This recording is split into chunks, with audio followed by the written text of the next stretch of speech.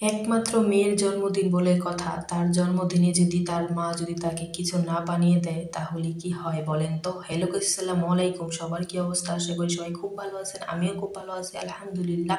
চলে আসলাম আরেকটি নতুন ব্লগ নিয়ে আপনাদের মাঝে। আমি আহামরি এত কিছুই পারি না বা এত কোনো কোর্স বা কোনো কিছুই করিনি। এটা আমি জাস্ট ইউটিউব দেখে দেখে ট্রাই করেছি বাসায় কয়েকদিন। তারপরে আস্তে আস্তে ভালোই পারি মোটামুটি মাশাল্লাহ, কারণ নিজের ভালোটা নিজেরও বলতে হয়। আর বিশেষ করে বাসার সবাই বলে আমার হাতের কেক নাকি খুবই ভালো। তো যাই হোক, এই যে প্রথমেই দেখেছিলেন দিয়ে আমি 4টা ডিম নিয়েছি। 4টা ডিমের পর আমি এটা চিনি দিয়ে পরিমাণ মতো আমি এটাকে বিট করে নিচ্ছি বিটার দিয়ে। তো মোটামুটি অনেকক্ষণ বিট করতে হবে পরিমাণ মতো। আমি যতটুকু কেক বানাবো মেপেই তো কেক বানাতে হবে মেজারমেন্ট কাপ দিয়ে। আর কেক জিনিসটা সব কিছুই মেজারমেন্ট কাপ দিয়ে মেপে মেপে দিতে হয়।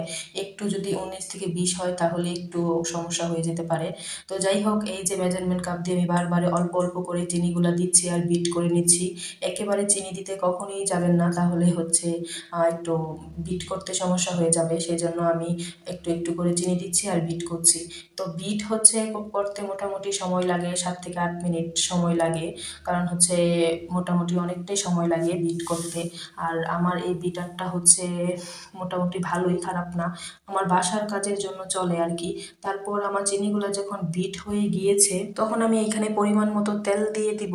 আর এই তেলটা অবশ্যই দিতে হবে, না হলে কেকটা স্পঞ্জি হয় না। তো পরিমাণ মতো এখানে তেল দেওয়ার পর আমি পরিমাণ মতো কি বলে এটাকে, ভ্যানিলা এসেন্স যেটা, তো সেটা আমি দিয়ে দিব। আর ভ্যানিলা এসেন্স তো মাস্ট বি, কেকের জন্য লাগবেই। যেই সুন্দর একটা গ্রান বের হয় বা একটা কেকের একটা যে ফ্লেভার, সেটাই এটা থেকে আসে। তো এটা দেওয়ার পর আমি বেশিক্ষণ বিট করব না, সর্বোচ্চ 30 থেকে 40 সেকেন্ড বিট করব। তারপরে এটা আমি এক সাইডে রেখে তারপর এখানে আমি শুকনো উপকরণগুলো আমি চেলে নিব। তো এখানে প্রথমে দেখেছেন আমি 2 কাপ ময়দা দিয়েছি, দেন এখানে কর্নফ্লাওয়ার, দেন এখানে সোডা, তারপর বেকিং পাউডার, এগুলো সব পরিমাণ মতো আমি মেজারমেন্ট কাপে দিচ্ছি একে একে করে। আর সাথে অল্প 1 চিমটি লবণ দিয়েছি।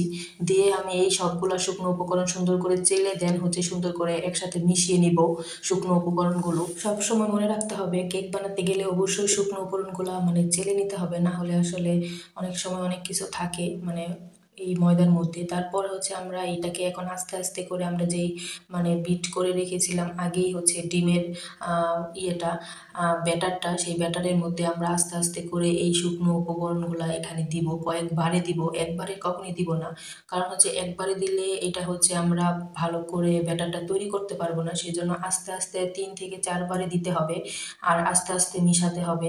আর মিশানো ব্যাপারটা অবশ্যই মাথায় ভালো করে রাখতে হবে, যেই সাইড দিয়ে শুরু করবেন সেই সাইড দিয়েই এই বারবারে মিশাতে হবে। উল্টাপাল্টা ভাবে যদি এখানে মেশানো হয় তাহলেই কিন্তু কেকের স্পঞ্জি ভাবটা চলে যাবে। আমরা কিন্তু অনেকেই এই মিশানোটা ভালো করে পারি না।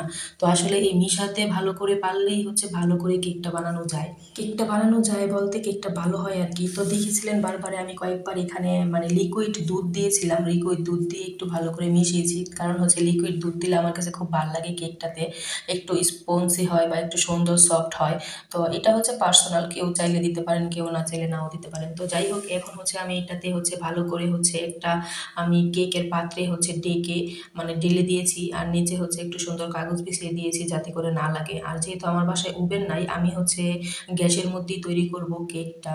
তো কিভাবে বসাবো, কিভাবে কি করতেছি আপনাদের সবকিছু দেখাচ্ছি। তারপর 20 থেকে 25 মিনিট ঢেকে দেওয়ার পরে দেখেন আমার কেকের আসল লুকটা কি সুন্দর হয়েছে, এত সুন্দর করে ফুলেছে যা বলার বাহিরে।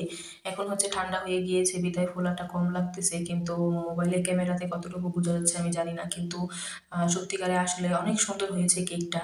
তো এই যে দেখেন আস্তে আস্তে আমি এখন এই কেকটা ঢেলে তারপরে এটাকে এখন ঠান্ডা করব। তারপর এটাকে আমি আবার ডেকোরেশন করব, সেটা আমি নেক্সট পার্টে দিব, কারণ এখন অনেকটা বড় হয়ে গিয়েছে ভিডিও।